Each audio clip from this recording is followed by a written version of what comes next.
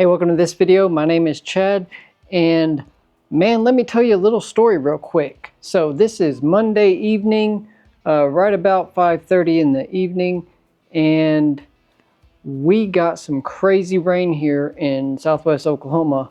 So from Saturday afternoon, it started raining, just was steady, pouring all day long, and apparently most of the night.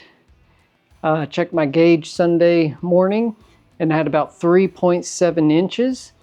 And then last night, we got another pretty heavy rainstorm for a few hours. And so my overall approximately 48-hour rain total is right about 5.2, 5.3 inches.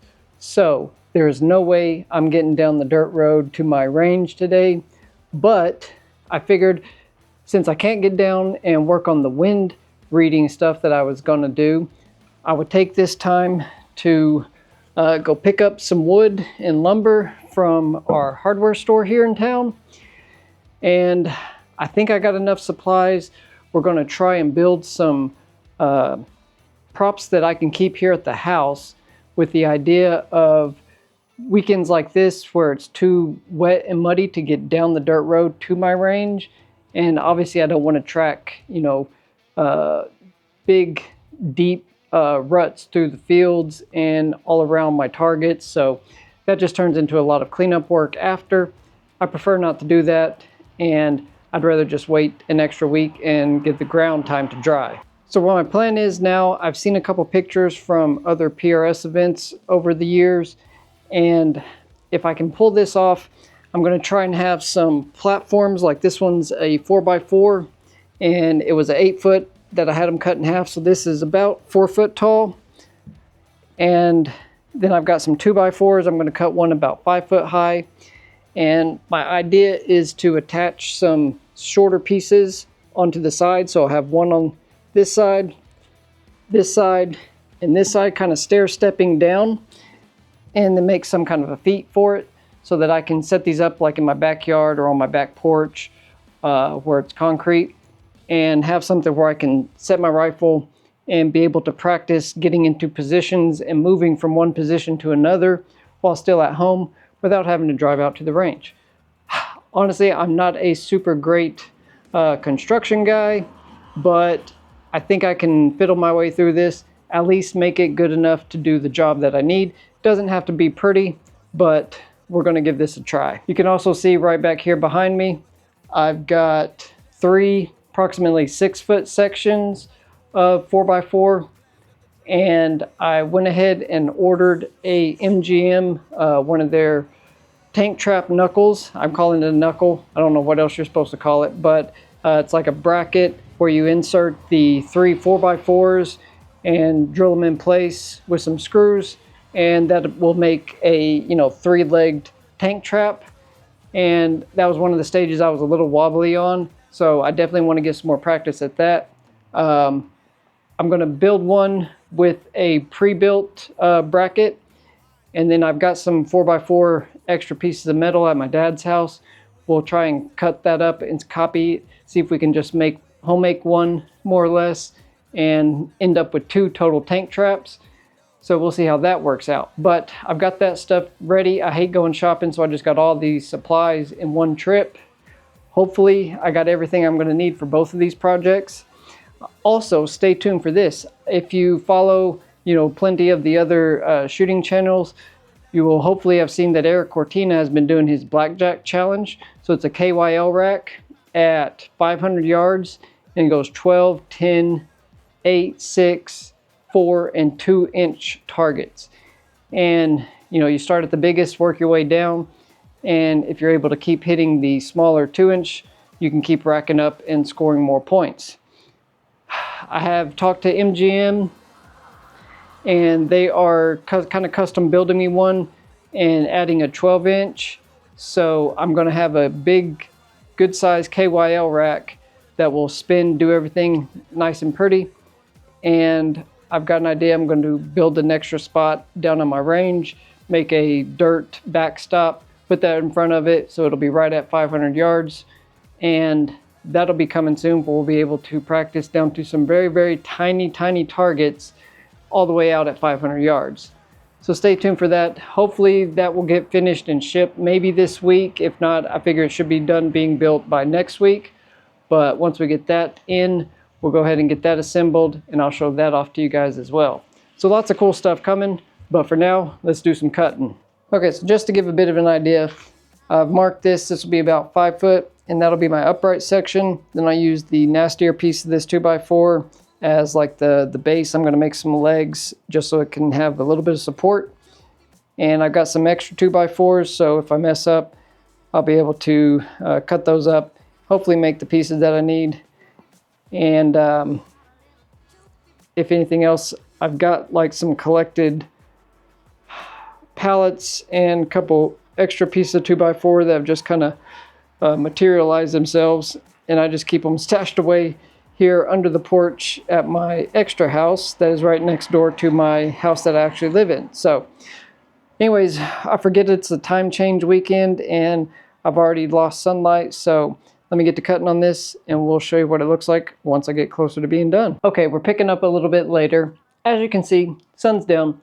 Not surprising since we lost an hour this last weekend. I really do not like these time changes. We need to just stick with the normal one and everybody get used to it.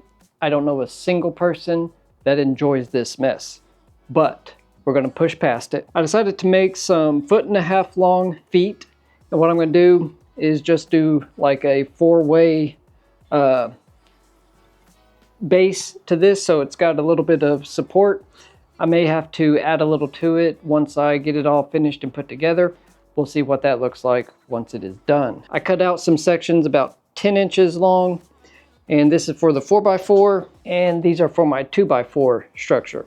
So I think getting stable on this little platform right here is going to be quite tricky. So if I can get pretty good at that, that'll be a good practice, and we'll be able to do it here at the house. If I need to take it with me, it'll be light and easy enough to move around. I can just toss it in the back of the truck, take it down to the range, and use it as a prop while actually shooting. Okay, so we'll see if the camera will come down low enough. So what I'm doing right now is joining these side pieces. So I glued this first one on, and I've got some marks made where I'm going to put the second and third ones. So my idea is I'm going to glue and stick them to the sides, and then I've got some brackets, just some L brackets. I'm going to use the like more thicker, heavier side on the bottom. I'm just going to screw these in, and then this top one just to give it a little front or upper support. I'm just going to bracket these onto this, and I think that'll be plenty. I may have to get some more of these brackets and double them up on a couple locations, but in theory, between gluing and bracketing this on, it should turn out at least all right enough to support my rifle and bag. So we'll take a look here in a few minutes once I get this all assembled.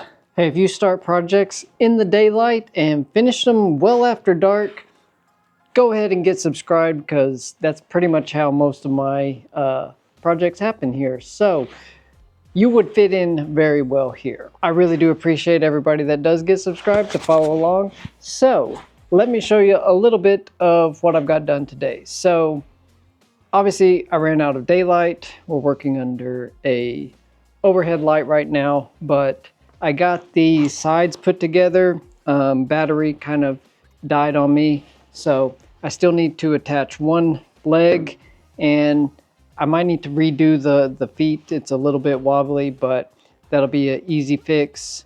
But I got the main concept done for right now. So let's take a look at it and see what you think. Okay, so I've got it sitting up on my little sawhorse contraption here, but you can kind of see what the overall idea is. So I've got 3 locations to set up and build a position from. Like I was saying, I think my leg attachment was a little bit off kilter when I was trying to do that. I skipped off one of the screws and pinched my finger real good. I got a nice blood blister right there. So we're going to redo these legs, but getting a bag on here and then trying to get up and get stable, move from 1, 2, 3.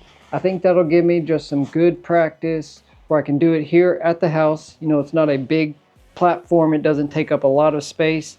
I can just leave this here at the house and put it out on the back porch, take it out when I need to use it, freak out all the neighbors and anybody that drives by. But you know, when you need to practice, you got to get some practice in. So this will be good for just dry fire, just for building positions. If I want to try it out with live fire, I can just toss it in the truck and take it out to the range. Okay, so I'll see if I can show off a little bit here. So I've got these L brackets underneath. I also glued these two pieces together, and then I've got a little bit smaller bracket attached at the top. So I know a couple things I still need to do, you know, sand all the edges, get everything smoothed up, cleaned up just a little bit so it doesn't put holes in my bag or my fingers.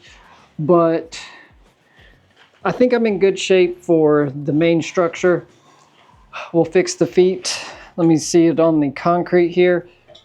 Yeah, so you can see even on the concrete, I ran out of battery, so I didn't get the fourth leg on, but I think even with that, it's still going to want to be a little bit wobbly, which I'm trying to decide. Let me know down in the comments, what do you think I should do there? Leave it a little bit wobbly so that it is more of a challenge and it makes me work more to get a stable position built, or should I firm up the legs so that it's more of a solid structure and it's more just on me and the bag and the rifle?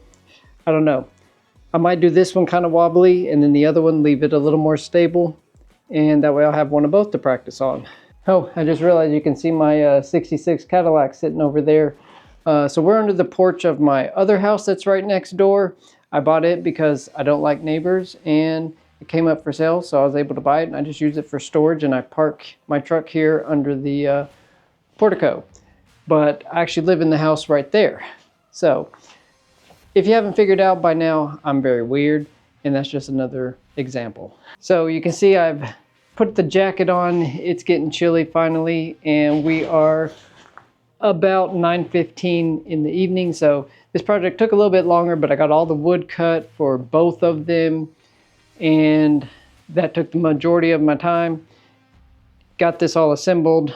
I think we're off to a good start, at least for a rainy day project. After almost 5.5 inches of rain, I'm definitely not getting down to my range today. It does look like we may get another inch of rain on Friday, so there is a chance that I won't even be able to get down there this next weekend, which is really going to put a hamper on practice time before the next match. It'll either be the 3rd or 4th Sunday of November here, so I need to get ready for that, but also need to, you know, get some more structures built so that I can get some good practice in between the matches. So please let me know what you think of this down here in the comments. I really do enjoy hearing from everybody. I hope you like seeing a little bit of the work that I do, just building different things to try and get some practice in where maybe I'm not able to get to my range. But with this, I'll be able to do some dry fire practice here at home. So initially my plan for today was to set up the wind flags like I was talking about and try to start reading the wind better at different intervals between me and the targets. But with too much rain, I could not get down to the range. So shifted gears, I've been thinking about doing this for several months now, and finally got the time, and the weather made it so I was pretty well forced to do this or just sit around lazy all day. And I don't ever sit around lazy all day. Well, let me know what you think down in the comments. If you see anything that I could do to maybe improve this idea a little better, I really do want to hear from you guys. I appreciate everybody that leaves comments and lets me know what you guys are thinking about. Thank you for hanging out with me on this little video. I really do hope you have a great rest of your day and a wonderful weekend, and we'll see you on the next one. Bye.